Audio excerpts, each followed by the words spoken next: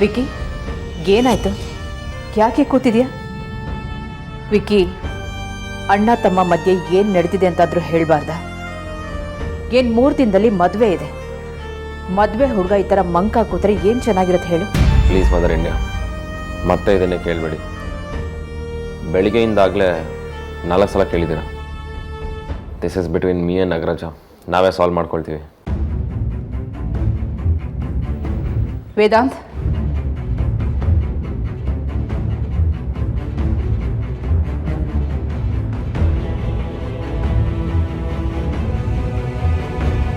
ಊಟ ಆಯ್ತಾ ಅಥವಾ ಇನ್ನೂ ವೆಯ್ಟ್ ಮಾಡ್ತಿದ್ದೀರಮ್ಮ? ನಿನ್ನಿಂದಾಗಿ ನಿನ್ನ ತಮ್ಮ ನನ್ನ ಹತ್ರ ರೂಡಾಗಿ ಬಿಹೇವ್ ಮಾಡ್ತಿದ್ದಾನೆ. ಆದ್ಯ ಬೇರೆ ಆಗ್ಲಿಂದ ಅಣ್ಣ ಬಂದ ಅಂತ ಕಾಲ್ ಮೇಲೆ ಕಾಲ್ ಮಾಡ್ತಿದ್ದಾಳೆ. ಮದುವೆಗಿನ್ನ 3 ದಿನನೂ ಇಲ್ಲ. ಏನು ನಡೀತು ಅಂತ ಕೇಳಿದ್ರೆ ಬಾಯೇ ಬಿಡ್ತಾ ಇಲ್ಲ. ನೀನೇ ವಿಚಾರಿಸು. ನೀವೇ ಮಾತಾಡ್ಕೊಳ್ಳಿ.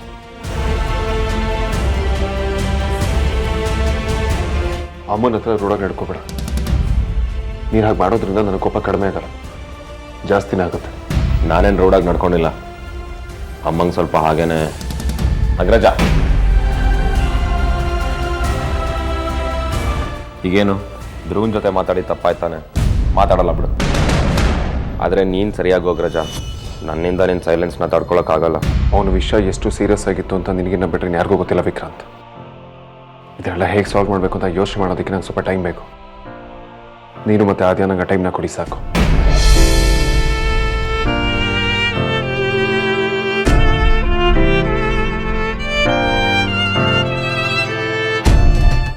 ಅಮ್ಮ, ನಾ ಹೊರಗಡೆ ಹೋಗಿ ಬರ್ತೀನಿ. ಅಮ್ಮ, ಹಳೆ ಟೇಪ್ ರೆಕಾರ್ಡರ್ ಬೇಗ ಊಟ ತಗೊಂಡ್ಬಾರೆ. ಸುಮ್ಮನೆ ಯಾಕೆ ಅಷ್ಟೊಂದು ಅರ್ಜೆಂಟ್ ಮಾಡ್ತೀಯಾ? ಮಾತಿಗೆ ಮಾತು ಕೊಟ್ರೆ ತಟ್ಟೆ ತಗೊಂಡು ಬಜ್ಜಿ ಮಾಡ್ಬಿಡ್ತೀನಿ.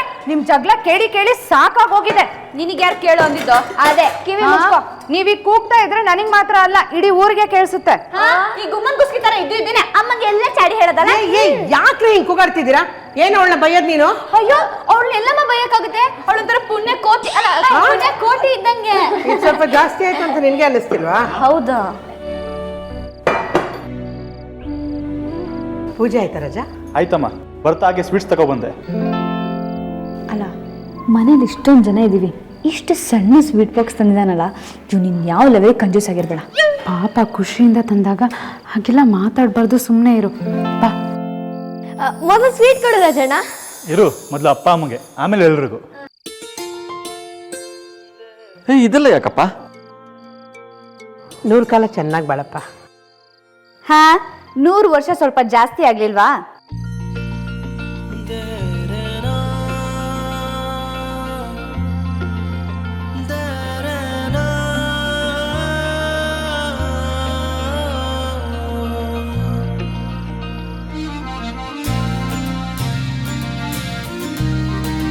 ತುಂಬ ದಿನದ ನಂತರ ನಾನು ನನ್ನ ಕುಟುಂಬದ ಜೊತೆ ಇದ್ದೀನಿ ಅಂತ ಅನಿಸ್ತಾ ಇದೆ ಅಂಕಲ್.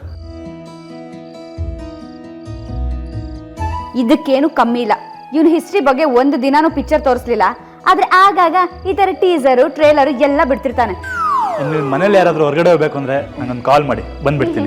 ಓ, ಹಾಗೆ ನಮ್ಮ ಕಾಲೇಜ್ಗೆ ಪಿಕಪ್ ಡ್ರಾಪ್ ಸರ್ವಿಸ್ ನೀವೇ ಮಾಡ್ತೀರಾ? ಇನ್ನೇನು ಬೇಡವಾ ನಿಂಗೆ? ಈಗಲೇ ಸೋಂಬೇರಿ ಆಗಿದೆಯಾ. 4 ಹೆಜ್ಜೆ ನಡಿಲಿಲ್ಲ ಅಂದ್ರೆ ಊದ್ಕೊಂಡ್ಬಿಡ್ತೀಯಾ. ಈಗೇನ್ ತುಂಬಾ ತೆಳ್ಳಗಿದ್ದಾಳ?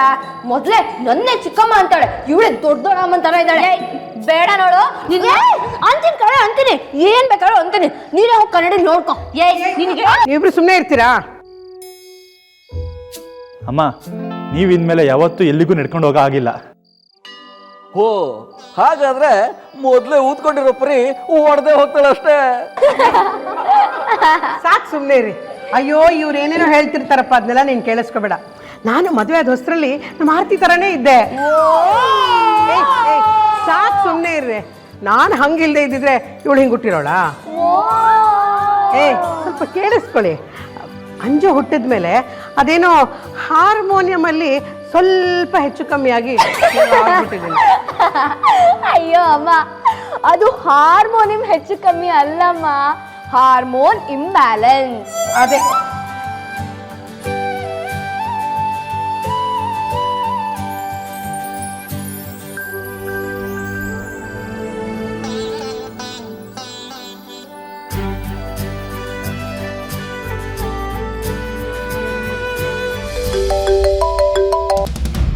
ವಿಕ್ಕಿ ಅವ್ರೆ, ಏನಾಯ್ತು? ಬೆಳಗ್ಗೆಯಿಂದ ಸರಿಯಾಗಿ ಮಾತಿಗೆ ಸಿಕ್ಕಿಲ್ಲ ನೀವು.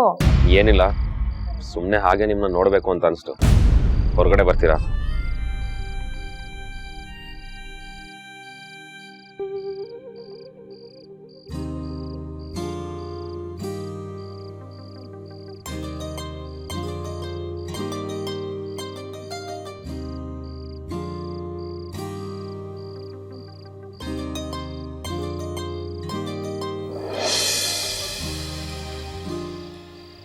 ವಿಕ್ಕಿ ಅವ್ರೆ,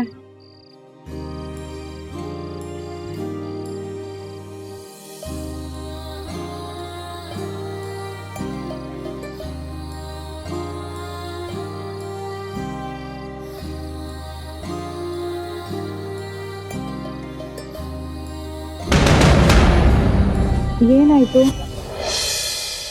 ಏನಿಲ್ಲ, ನಿಮ್ಮನ್ನ ನೋಡಬೇಕು ಅಂತ ಅನಿಸ್ತು, ಅದಕ್ಕೆ ಬಂದ್ಬಿಟ್ಟೆ.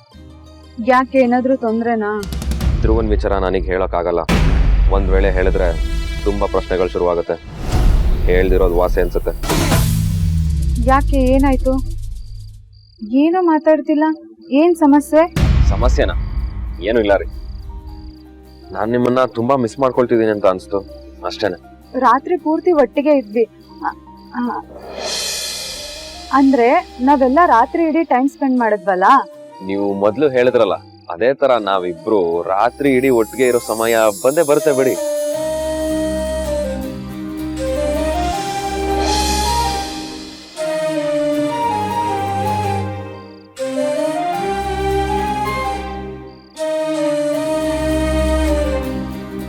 ನೀವು ನನ್ನ ಜೊತೆಗಿದ್ರೆ ನನ್ನ ಮನ್ಸು ಎಷ್ಟು ಶಾಂತವಾಗಿರುತ್ತೆ ಗೊತ್ತಾ?